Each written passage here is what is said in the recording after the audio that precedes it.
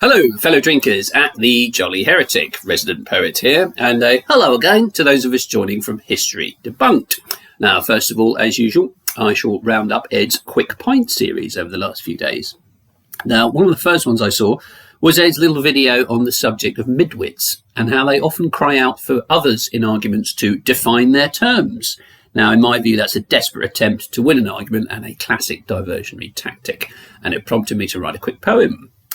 To cavil at one's definition is often the midwit's position. They think it adds weight, we must set them straight, with a firm and abrupt admonition. So hopefully you enjoyed that.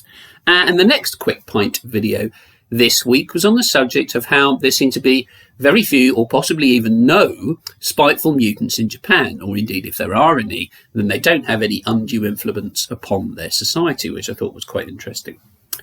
In the land of the rising sun, mutants, there seem to be none. It's like paradise, with small bowls of rice and wrestling, which seems to be fun.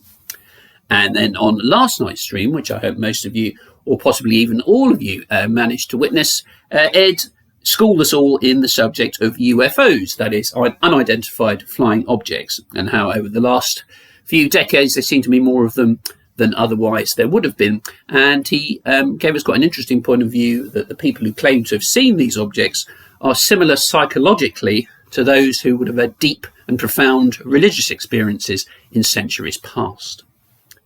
Those strange flying discs in the sky, sightings of which multiply. To see such a craft might mean you are daft. This evening we may find out why. So hopefully you enjoyed that.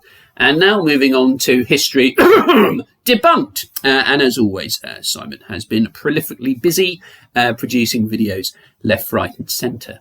And one of the first ones I saw a few days ago was on the subject of the Irish saint, St. Bridget, whose feast day was on the 1st of February. And Simon told us as to how she had been portrayed in some Irish media in a less than traditional light, as it were. St. Bridget has now been updated to something that's quite unrelated.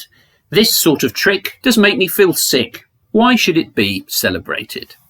And then, unfortunately, the publishers of the new version of St. Bridget released the images that had been seen. Curragh Books did get in contact with Simon to get him to issue a couple of clarifications. But whenever Simon told us the name Curragh, I wasn't sure whether that was the name of the Irish publisher or whether it was him giving us his trademark cough. So I was slightly confused for a few moments there.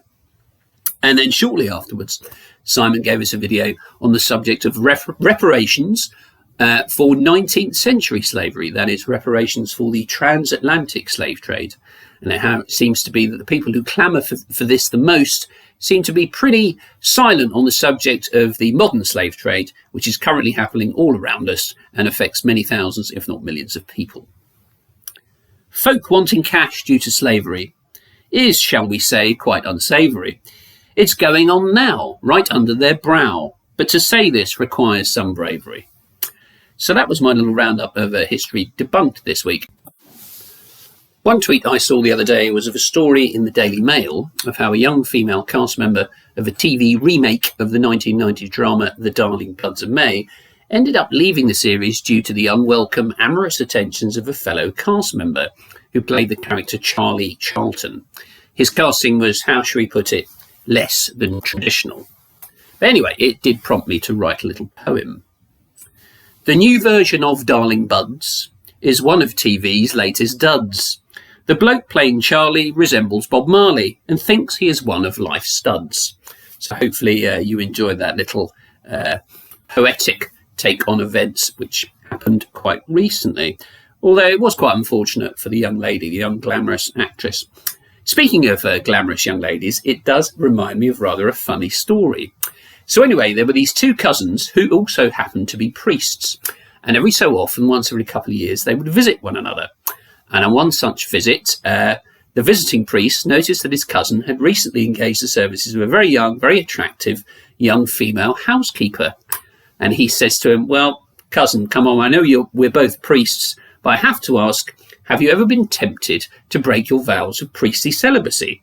And his cousin says, now, come on, we're both priests, you're right, but you've got to remember that that's the sort of thing that flies in the face of being a priest. It would be huge insult to Catholicism and an insult to God. So let's have no more of that dirty talk.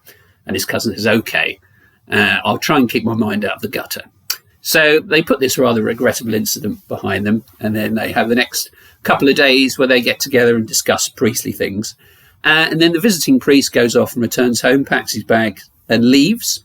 And a couple of days later, the young aforementioned female housekeeper approaches the original priest and says, Father, I've got something a bit delicate to tell you. I hope you don't mind.